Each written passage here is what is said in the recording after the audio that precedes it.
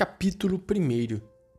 Meios e vias para a promoção da penitência e da reconciliação.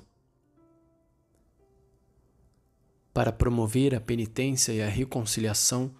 a Igreja tem ao seu dispor dois meios, principalmente, que lhe foram confiados pelo seu próprio fundador: a catequese e os sacramentos. A utilização destes meios, considerada sempre pela Igreja plenamente conforme às exigências da sua missão salvífica e igualmente suscetível de corresponder às exigências e necessidades espirituais dos homens de todos os tempos, pode ser levada a efeito seguindo formas e métodos antigos e novos, entre os quais será bom recordar especialmente o que, em continuidade com meu predecessor Paulo VI, podemos designar por método do diálogo. O diálogo. O diálogo é para a Igreja, em certo sentido, um meio e, sobretudo, um modo de desenvolver a sua ação no mundo contemporâneo. De fato, o Concílio Vaticano II, depois de ter proclamado que a Igreja, em virtude da missão que tem de iluminar todo o mundo com a mensagem evangélica e reunir num só espírito todos os homens, torna-se sinal daquela fraternidade que permite e robustece um diálogo sincero. Acrescenta que a mesma Igreja deve ser capaz de estabelecer um diálogo cada vez mais frutuoso entre todos os que constituem o único povo de Deus, assim como de estabelecer um diálogo com a sociedade humana. O meu predecessor, Paulo VI, dedicou ao diálogo uma parte notável da sua primeira encíclica Ecclesiam Suam, na qual o descreve e caracteriza significativamente como diálogo da salvação. Na verdade, a Igreja usa o método do diálogo para melhor conduzir os homens, aqueles que pelo batismo e a profissão de fé se reconhecerem membros da comunidade cristã, e aqueles que lhe são estranhos, a conversão e a penitência,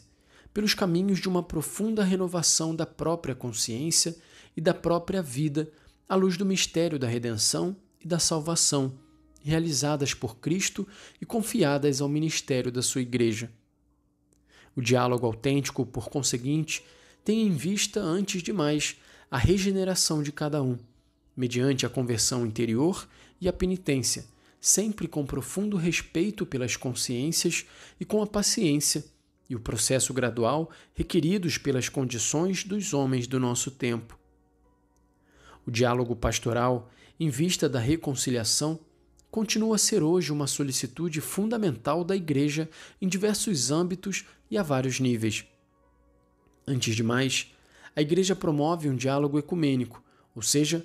um diálogo entre igrejas e comunidades eclesiais que se atêm à fé em Cristo, Filho de Deus e único Salvador, e um diálogo com as outras comunidades de homens que buscam a Deus e desejam estabelecer uma relação de comunhão com Ele. Com base nesse diálogo com as outras igrejas e comunidades eclesiais e com as outras religiões, e como condição da sua credibilidade e eficácia, deve haver um sincero esforço de diálogo permanente e renovado no interior da própria Igreja Católica. Esta tem a consciência de ser, por natureza, sacramento da comunhão universal de caridade, mas também sabe que existem no seu seio tensões que correm um risco de se transformar em fatores de divisão. A exortação dorida e firme, feita a seu tempo pelo meu predecessor, com vista ao Ano Santo de 1975, continua válida ainda no momento atual.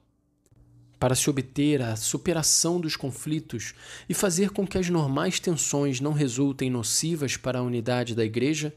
é preciso que todos nos confrontemos com a Palavra de Deus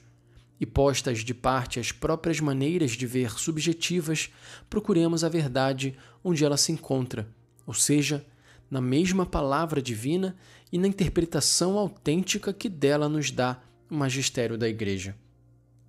Sob esta luz, a escuta recíproca, o respeito e a abstenção de todo juízo apressado, a paciência, a capacidade de evitar que a fé que une seja subordinada às opiniões, às modas e às opções ideológicas, que dividem são outras tantas qualidades de um diálogo que no interior da igreja deve ser assíduo, cheio de boa vontade e sincero. E é claro que não o seria, nem se tornaria num fator de reconciliação sem a atenção ao magistério e a aceitação do mesmo. Aplicada deste modo, efetivamente na busca da sua própria comunhão interna, a Igreja Católica pode dirigir o apelo à reconciliação, como de há tempo já vem fazendo, às outras igrejas com as quais não se verifica plena comunhão, bem como às outras religiões e até mesmo a quem simplesmente procura Deus com coração sincero. À luz do concílio e do magistério dos meus predecessores, cuja preciosa herança recebi e me esforço por conservar e pôr em atuação, posso afirmar que a Igreja Católica, com todas as suas componentes, se empenha com lealdade no diálogo ecumênico, sem otimismos fáceis, mas também sem desalento e sem hesitações ou perdas de tempo.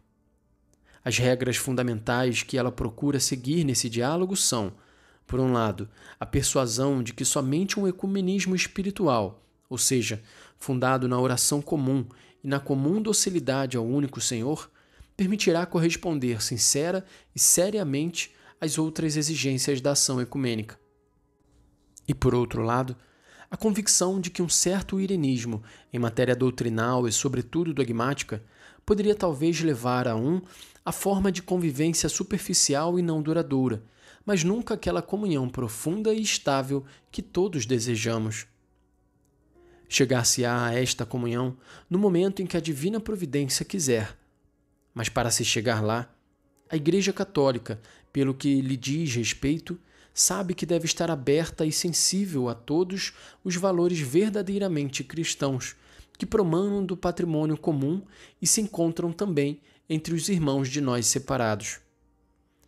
Mas sabe, igualmente, que deve colocar na base de um diálogo leal e construtivo a clareza na posição dos problemas, a fidelidade e a coerência com a fé transmitida e definida na esteira da tradição perene pelo seu magistério. Apesar da ameaça de um aparente derrotismo e malgrado a inevitável lentidão que a inconsideração não poderá nunca corrigir, a Igreja Católica continua a procurar com todos os outros irmãos cristãos as vias da unidade e com os seguidores das outras religiões um diálogo sincero.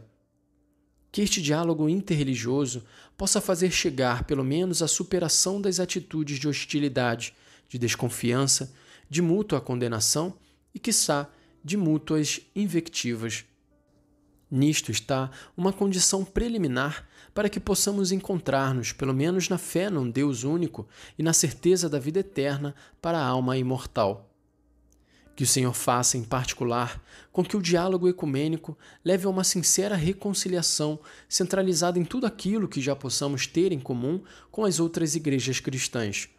A fé em Jesus Cristo, Filho de Deus feito homem, Salvador e Senhor, a escuta da palavra, o estudo da revelação e o sacramento do batismo. Na medida em que a Igreja for capaz de suscitar a concórdia ativa, a unidade na variedade, no seu próprio interior e de se apresentar como testemunha e humilde artífice da reconciliação nas relações com as outras igrejas e comunidades eclesiais e com as outras religiões, ela tornar-se-á, segundo a expressiva definição de Santo Agostinho, mundo reconciliado, e então poderá ser sinal de reconciliação no mundo e para o mundo. Com a consciência da imensa gravidade da situação criada pelas forças de divisão e da guerra, que constitui hoje uma séria ameaça, não só para o equilíbrio e a harmonia das nações, mas também para a própria sobrevivência da humanidade, a Igreja sente-se no dever de oferecer e propor a sua colaboração específica para a superação dos conflitos e para o restabelecimento da concórdia. Trata-se de um complexo e delicado diálogo de reconciliação, no qual a Igreja está empenhada, antes de mais, mediante a atividade da Santa Sé e dos seus diversos organismos. A Santa Sé esforça-se, quer por intervir junto dos governantes das nações e dos responsáveis das várias instituições internacionais, quer por associar-se a eles, dialogando com eles ou estimulando-os a um diálogo entre si, em favor da reconciliação no meio dos numerosos conflitos. E faz isto não com segundos fins ou interesses ocultos, dado que não os tem, mas por preocupação humanitária, pondo a sua estrutura institucional e a sua autoridade moral absolutamente singulares ao serviço da concórdia e da paz. Falo na convicção de que, assim como na guerra há duas facções que se levantam uma contra a outra, assim também na questão da paz há sempre duas partes que necessariamente devem saber empenhar-se, e nisto se encontra o verdadeiro sentido do diálogo para a paz. No diálogo em favor da reconciliação, a Igreja também se empenha, por intermédio dos bispos, com a competência e a responsabilidade que lhes é própria, quer individualmente na orientação das respectivas igrejas particulares, quer reunidos nas conferências episcopais, com a colaboração dos presbíteros de todas as componentes das comunidades cristãs. Eles desempenham regularmente essas suas tarefas quando promovem o diálogo que é indispensável e proclamam as exigências humanas e cristãs de reconciliação e de paz. Em comunhão com os seus pastores, os leigos que têm como campo próprio da sua atividade evangelizadora o mundo vasto e complicado da política, da realidade social e da economia, da vida internacional, são chamados a empenhar-se diretamente no diálogo ou em favor do diálogo para a reconciliação. Por intermédio deles, é ainda a Igreja que desenvolve a sua ação reconciliadora. Na regeneração dos corações, mediante a conversão e a penitência, portanto, está o pressuposto fundamental e a base segura para toda e qualquer renovação social e para a paz entre as nações. Há que lembrar, por fim, que da parte da Igreja e dos seus membros, o diálogo, seja qual for a forma sob a qual ele se desenrole, e existem e podem existir formas muito diversas, pois o próprio conceito de diálogo tem valor analógico, não poderá nunca partir de uma atitude de indiferença em relação à verdade, mas tem de ser, sobretudo, uma apresentação da verdade, feita serenamente e com respeito pela inteligência e pela consciência dos outros. O diálogo da reconciliação não poderá nunca substituir ou atenuar o anúncio da verdade evangélica, que tem como objetivo preciso a conversão, abandonando o pecado e a comunhão com Cristo e com a Igreja,